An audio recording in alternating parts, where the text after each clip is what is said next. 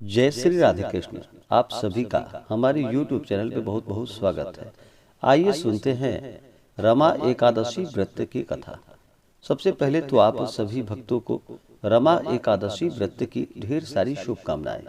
आप सभी के जीवन में लक्ष्मी नारायण की कृपा से आप सभी को सभी प्रकार के सुख और समृद्धि की प्राप्ति हो। रमा एकादशी का व्रत, जो कि कार्तिक माह के कृष्ण पक्ष की एकादशी तिथि के दिन रमा एकादशी का व्रत किया जाता है। यह एकादशी का व्रत व्यक्ति के सभी पापों को नष्ट करने वाला है और इस व्रत के प्रभाव से धन धान्य की प्राप्ति होती है। ब्रह्म हत्या, गौ हत्या आदि के पाप सभी नष्ट हो जाते हैं। एकादशी का व्रत, जो कि हर माह के कृष्ण पक्ष और शुक्ल पक्ष की एकादशी तिथि के दिन एकादशी का व्रत किया जाता है। हर व्रत का अपना अपना विशेष महत्व माना गया है। इसी प्रकार से कार्तिक माह के कृष्ण पक्ष की रमा एकादशी का अपना विशेष महत्व है। इसे रमा एकादशी या इसे रंभा एकादशी के नाम से भी जाना जाता है। रमा एकादशी के व्रत में इस दिन भगवान विष्णु, माता लक्ष्मी का पूजन किया जाता है। जो भी जातक एकादशी का व्रत करते हैं उन्हें दशमी के दिन से व्रत के नियम का पालन करना पड़ता है। दशमी तिथि के दिन, जो कि सूर्यास्त से पहले भोजन ग्रहण करना चाहिए। शुद्ध और सात्विक आहार, रात्रि ब्रह्मचर्य का पालन करते हुए भगवान नाम का स्मरण करते हुए सोना चाहिए। और एकादशी तिथि के दिन सुबह ब्रह्म मुहूर्त में उठ करके नित्य क्रियाओं से निवृत्त होकर गंगा नदी में या घर के नहाने के पानी में थोड़ा सा गंगा जल मिलाकर स्नान करना चाहिए। शुद्ध वस्त्र धारण करके व्रत का संकल्प लेना चाहिए और दिन भर उपवास रहते हुए इस व्रत को करना चाहिए। जो उपवास नहीं रह पाते हैं, जिनका स्वास्थ्य सही ना हो, वो एक समय फलाहार का प्रयोग करे और इस दिन भगवान विष्णु, माता लक्ष्मी का सुबह शाम के वक्त पूजन करे, कथा श्रवण करे, भगवान की आरती करे।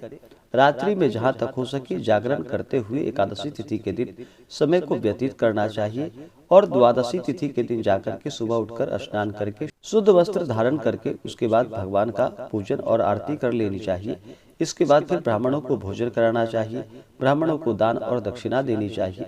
इसके बाद व्रत का पारण समय के अनुसार करना चाहिए। इससे अनंत गुना पुण्य फलों की प्राप्ति होती है। तो आइए सुनते हैं रमा एकादशी व्रत की कथा और फिर अंत में जानेंगे शुभ मुहूर्त पारण समय के बारे में। इस बार रमा एकादशी का व्रत, जो कि 21 अक्टूबर 2022 दिन शुक्रवार को रमा एकादशी का व्रत किया जा रहा है। तो आइए सुनते हैं रमा एकादशी व्रत की कथा।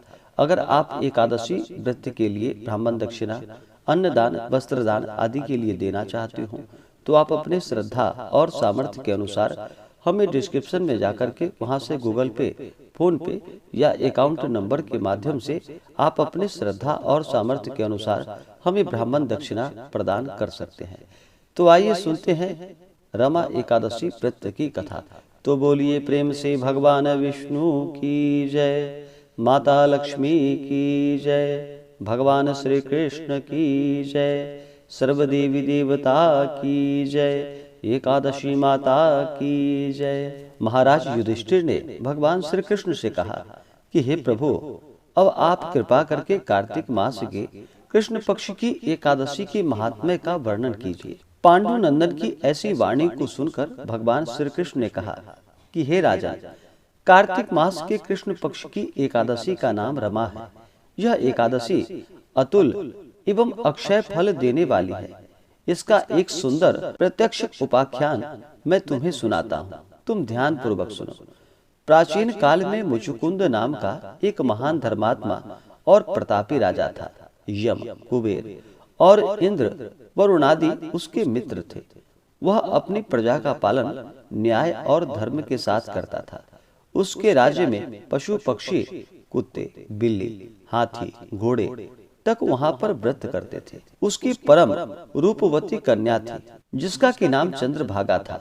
उसका ब्याह महाराज चंद्रसेन के लड़के के साथ हुआ था। दैव संयोग से एक बार वह एकादशी के समय में अपनी ससुराल आया। वह अत्यंत सुकुमार था, भूख को जरा भी बर्दाश्त नहीं कर सकता था। अस्तु चंद्रभागा सोचने लगी कि शोभन अत्यंत ही दुर्बल एवं उपवास के अयोग्य है, तो इसका क्या प्रबंध करना चाहिए।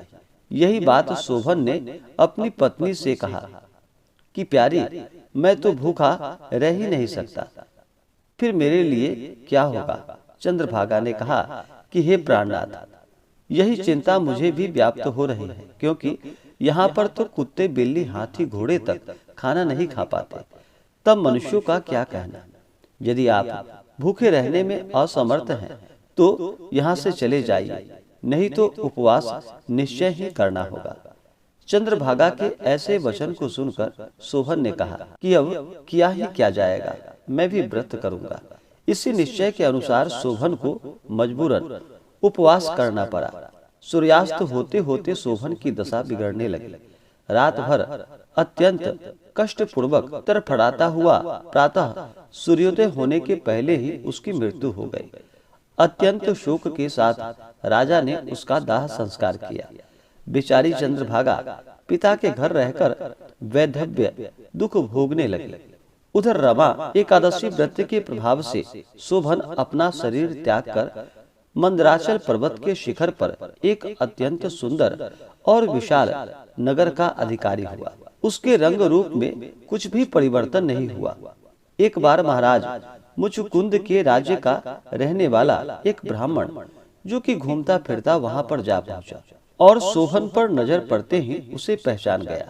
शोभन भी उसे पहचान गया और अपने श्वशुरपुर का निवासी जान समुचित आदर सत्कार किया और अपने श्वशुर और पत्नी का समाचार पूछा। ब्राह्मण ने वहां का कुशल क्षेम बतलाकर शोभन को कहा कि आपको इस अवस्था में देख मैं बड़े चक्कर में हूँ, क्योंकि आपकी दाह क्रिया मेरे सामने ही की गई थी।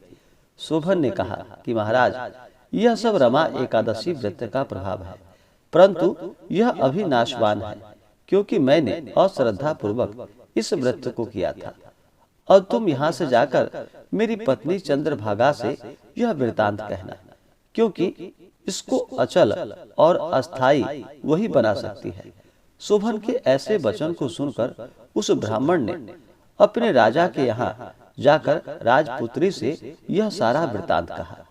राजकन्या ने सारी कथा सुन ब्राह्मण से कहा कि तुमने जो कुछ कहा क्या वह सत्य है? ब्राह्मण ने कहा कि ध्रुव सत्य है। तब कन्या ने अपने माता पिता से सारा हाल कहकर उसने पति के दर्शन की आज्ञा चाही। तब उन्होंने प्रसन्नता पूर्वक आज्ञा दे दी। वह सोम शर्मा ब्राह्मण के साथ वहां गई। मार्ग में उसे ऋषि वामदेव का आश्रम मिला। उनके पूछने पर कन्या ने सारा का सारा वृतांत ज्यों का त्यों उन्हें कह सुनाया। तब महर्षि ने प्रसन्नता पूर्वक वेद मंत्रों द्वारा उसका अभिषेक किया। उन वेद मंत्रों के प्रभाव से वह अति दिव्य स्वरूप वाली हो गई और अपने पति के पास जा पहुंची। शोभन ने अपनी स्त्री का समुचित आदर सत्कार किया और उसको अपने सिंहासन पर वाम भाग में स्थापित किया। तब चंद्रभागा अत्यंत प्रसन्न होकर कहने लगी कि हे प्राणनाथ, मैं अपने पिता के घर रहकर अर्जित किए हुए पुण्यों के प्रभाव से आपको इस राज्य को अटल और अचल बनाती हूँ, क्योंकि अपने बाल्यकाल से ही एकादशी व्रतों को श्रद्धा पूर्वक कर रही हूँ। हे राजन, इस प्रकार इस रमा एकादशी व्रत के पुण्य फल द्वारा चंद्रभागा विधवा से सधवा हो गई, राज सुख का भोग करने लगी।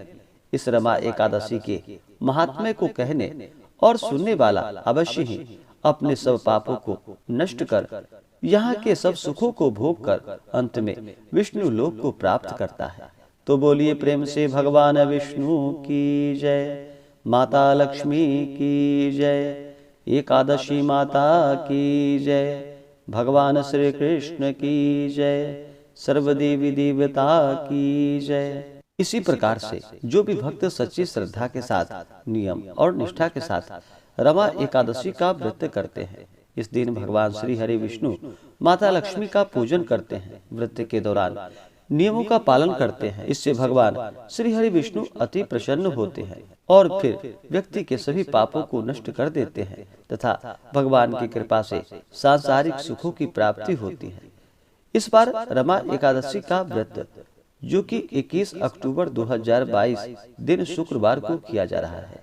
एकादशी तिथि प्रारंभ समय 20 अक्टूबर 2022 दिन गुरुवार शाम 4:06 और एकादशी तिथि की समाप्ति होगी 21 अक्टूबर 2022 दिन शुक्रवार को शाम 5:24 पे। और इस व्रत का पारण किया जाएगा जो कि 22 अक्टूबर 2022 दिन शनिवार को रमा एकादशी व्रत का पारण किया जाएगा। और पारण का समय जो कि सुबह 6:26 से सुबह 8:42 तक इस व्रत का पारण किया जाएगा।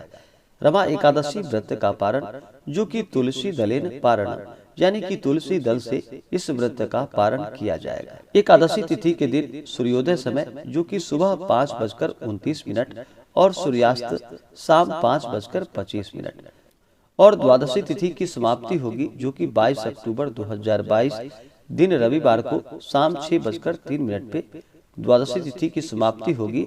और इस दिन फिर प्रदोष का व्रत भी किया जाएगा। एकादशी तिथि के दिन राहु काल का समय जो कि सुबह 8:51 से सुबह 10:17 तक राहु काल का समय होगा। राहु काल समय के दौरान कोई भी शुभ कार्य या नया कार्य नहीं करना चाहिए, यह लाभकारी नहीं होता है। योग जो कि शुक्ल योग शाम 5:46 तक होगा, उसके बाद ब्रह्मा योग। नक्षत्र जो कि मघा नक्षत्र रात्रि 12:29 तक, उसके बाद पूर्वा फाल्गुनी नक्षत्र। तो इस दिन भगवान का पूरे विधि विधान के साथ पूजन करें। एकादशी तिथि, द्वादशी तिथि और दशमी तिथि के दिन शुद्ध और सात्विकता का पालन करते हुए रहना चाहिए। व्रत के दौरान किसी के ऊपर क्रोध नहीं करनी चाहिए। अपने मन में किसी के प्रति ईर्ष्या या द्वेष का भाव नहीं लाना चाहिए। महिलाओं का सदा ही आदर और सम्मान करना चाहिए। धर्म का आचरण करते हुए रहना चाहिए, इससे पुण्य फलों की प्राप्ति होती है। तो आशा करता हूँ कि यह जानकारी आपको अच्छा लगा हो। ऐसे ही ज्ञानवर्धक जानकारियाँ प्राप्त करने के लिए हमारे इस चैनल पे अगर आप नए हैं तो चैनल को लाल बटन दबा करके सब्सक्राइब करें, साथ में बेल आइकन घंटी को दबाएं ताकि मेरे वीडियो का नोटिफिकेशन आपको समय से मिलता रहे। वीडियो को लाइक करें, शेयर करें। सुखी रहें और स्वस्थ रहें। जय श्री राधे कृष्ण। धन्यवाद।